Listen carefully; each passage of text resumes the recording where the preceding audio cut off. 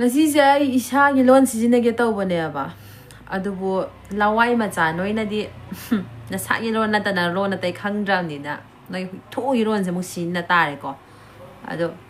lisipria nang na sa gi na thau taw ni khan da na climate change activist ama oine na sa gi na thau taw gi khan da nang na ku ki wa nga abani na ngasi so ai khara nga ta re nang mun na dar ko nang na ku ki khoi sen nan indigenous ni ai ado nang na sa nang bu na sa bu indigenous ni hai di kai no bi noi na pa gi phan na ta na nang atai kai da pan ngam ge ba dunia atai kai da nang pan ngam ge ba indigenous people ama oiraga imphan na ta nang pan ngam bra ha adagi nang na kuki se illegal immigrant ni illegal immigrant ni nang na sa mak na introduce to jaraga ai tribal amani na nang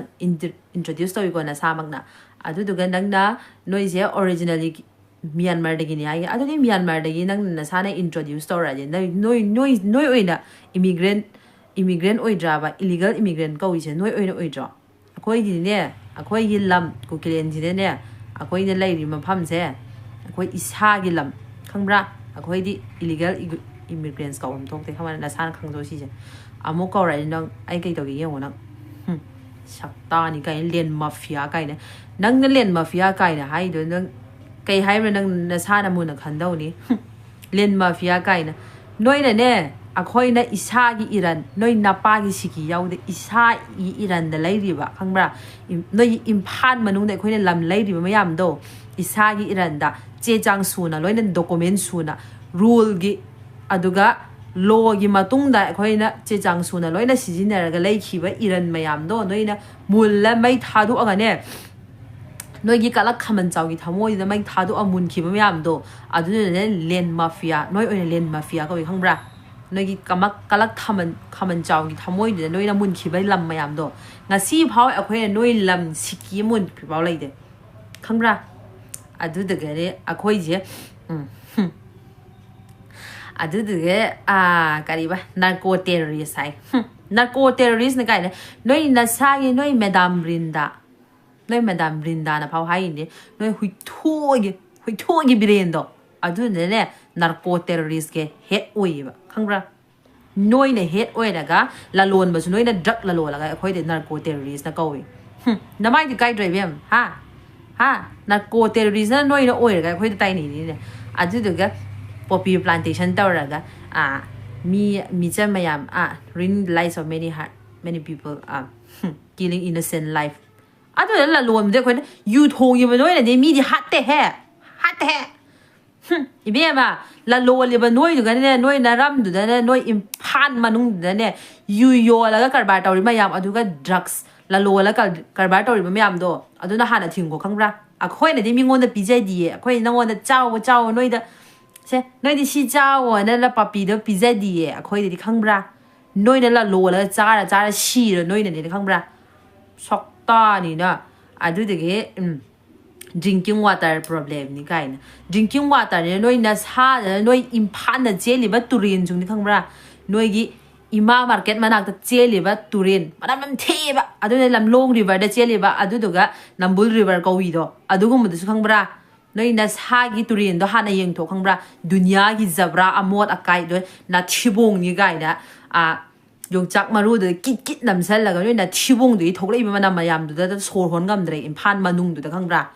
manam ne santhi o kari o plastic dunia gi zabra khoding hun dok pam noi gi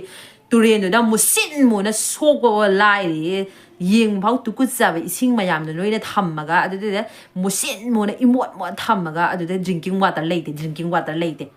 noi drinking water lei de khoi tai ni ro ha nang de khoi tai ni ra ba noi gi drinking water lei da maram do khangbra noi na arai ba ising do na chamot na sijin da ba gi khangbra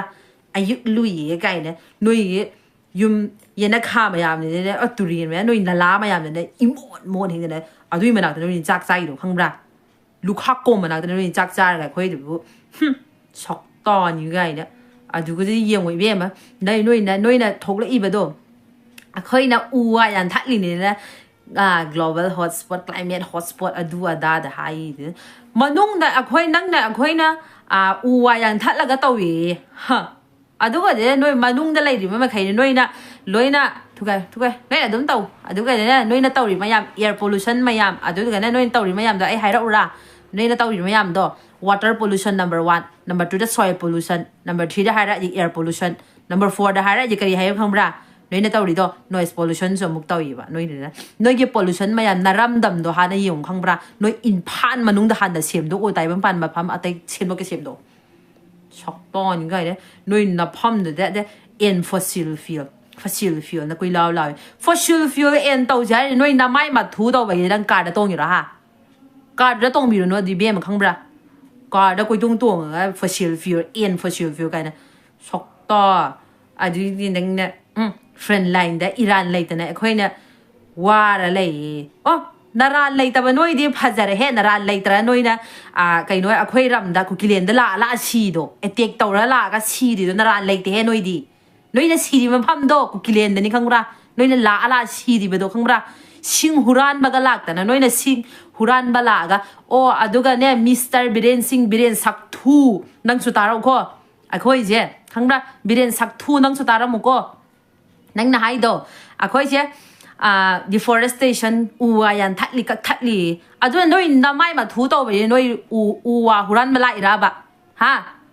เขาตักแต่น้อยนะเขาตักตลาดกันน้อยนะอูวาหุรันบาลาอีโดดูน้อยดีอูวาไม่ยันทัดเตะแห่น้อยดีน้อยน่ะชาเยน้อยกี่อิมพันมานุ่งเดอูวาทายขันเดนะมีกี่อะไรแบบดูหุรันกี่ละละกันนั่งน้อยเนี่ยคุยเสียอูวายันทัดลีนี่นะมารันชีเนี่ยตัวดิเสียฮะช็อกตาช็อกทูไหมอ่ะอ๋อนาราเลยแต่ว่าน้อยดีพัฒนาเหตุนาราเลยแต่น้อยนะกันน้อยคุยรำได้คุยเรียนได้ละชีโดเอติกตัวละก็ชีดีนาราเลยแต่น้อยดี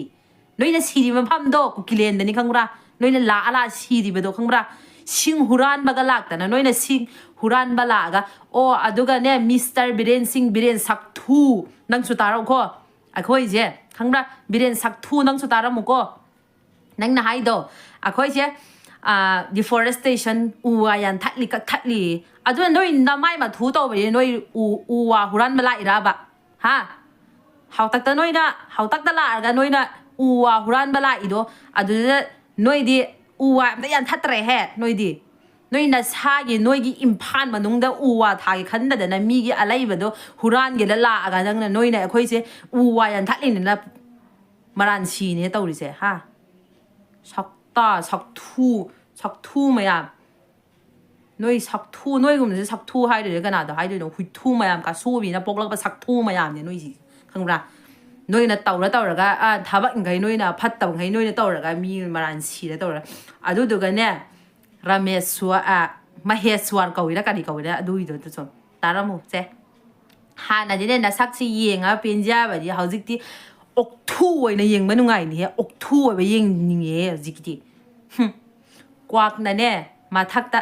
ลาวแล้วคุยไปอีเช่ตาบดีตาบีแบบนี้มาว่าจะเล่าดำนี่ดูนั่งเฮสวานเกาหลีแล้วกันดีเกาหลีดูอีกตัวส่วนตาละมุเจ้ฮานาเนี่ยนะสักชีเองเป็นจ้าแบบนี้เขาจิกที่อกทูไว้ในยังไม่นุ่งไงเนี่ยอกทูไว้ไปยังเนี่ยจิกที่กวักนั่นเนี่ยมาทักตะลาวแล้วคุยไปอีเช่ตาบดีตาบีแบบนี้มาว่าจะเล่าดำนี่ดูนั่งขังเจ้าเฮนั่งนิ่งหายก็ดูนาว่าดิเราดิข้างบนมาเฮสวาร์กเอาบ่doช็อกตอนนี่ไงเนี่ยป้าจะปุ่งทรอยปุ่มมาเฮกมาแล้วนะอีมูชินมูเนี่ยนะกอริลลากิงกงก็เฮกมาเนี่ยนะช็อกตอทีดูเปียงานอย่างเดียวเจอจะอันเปิดได้นุปีเดียวเรฟโอยนั่งเนี่ยเรฟโอยนี่ไงนุปีvictimโอยเนี่ยว่าจบทีไปนุปีอันตั้งลาโอเนี่ยแล้วเนี่ยจบ vacancy เนี่ยถ้าดูขี้บ่ดูนุปีแกพังไงนังฮะแกยาพังไงเช่นนั้นชาเนี่ยไปนั่งเนี่ยจบโอยเนี่ยทีรู้เลยนะเจ้าเรียบ victim โอยเนี่ยมันนุปีโอยเนี่ยทีมันนั่งแกยามุกพังไงปาจิปุ่งทรอยปุ่มประมาณแบบมาเฮสวาร์ชักตาที่หุยทูมันแบบข้างบนดูกันเนี่ย YouTube ได้กิน